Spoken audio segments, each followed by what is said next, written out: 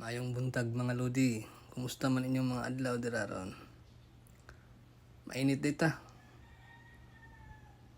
As usual mga lodi, akong paboritong kape, Paris Bakya. Naaday ko'y trivia ninyo mga lods. Kabalo ba mo lods nga ang Pilipino di ay usa sa pinakalimpyado nga tao sa tibuok kalibutan. Ngano? Pareho ani alodis oh. Kita mo aning bakya, aning pan. Gihugasan usa kanon. O di ba? Limpyado no?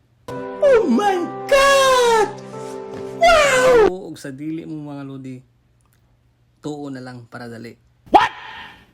Pero usa sa pud sa pinakahugawan, kitan-awa lodi.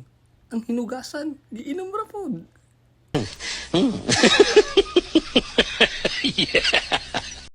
Pitok-pitok pang mata na gilamian.